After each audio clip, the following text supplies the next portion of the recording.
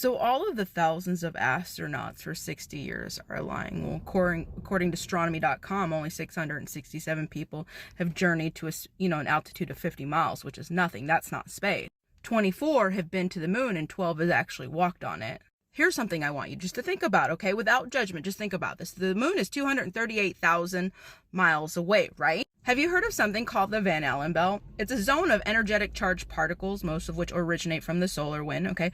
This is a belt that is around. This is in between us and the moon. So it goes us, the Van Allen belt, and the moon.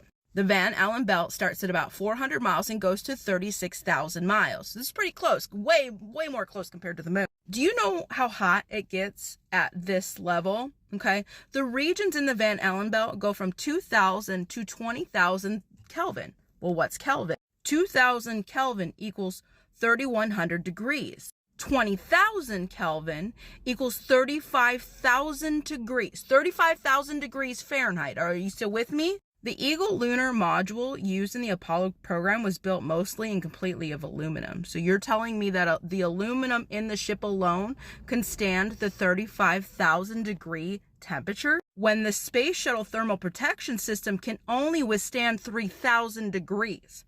Okay, so the lowest number in the Van Allen belt will melt the thermal protection system. So you're telling me that this shuttle was able to traverse 30,000 miles of temperatures up to 35,000 degrees and still be able to make it to the moon, which is still over 200,000 miles away.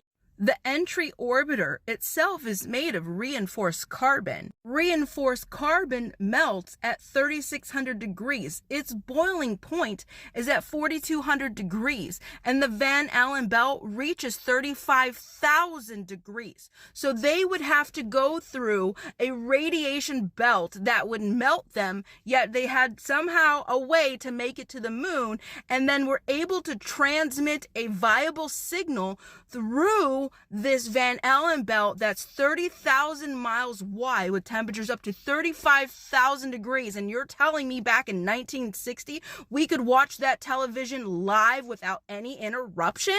And here I am losing my signal every time a plane flies over me. Oh, but it's because they have the satellites in space, right? So in 1960 they had the satellite that could beam through the Van Allen belt, which is at 600 miles up. Yet the moon, which is another 200 and something thousand miles away, the ship was able to make it through 35,000 degrees of temperature when its boiling point just for the carbon within it is only 4,200 degrees.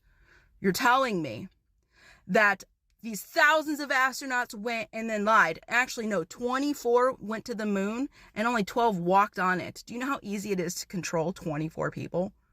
Especially when you have a lot of money to do it? Yeah. We totally went to the moon. Totally. Go ahead and think on what I said without any judgment in your mind. And you tell me how the ship of NASA's just survived a 35,000 degree Van Allen belt. There is no getting through Allen. None. There's no getting through it. No way. Not even the signal. We did not have the technology back then to get that signal through that Van Allen belt. Plain and simple. Go back to NASA and ask them to explain that one to you.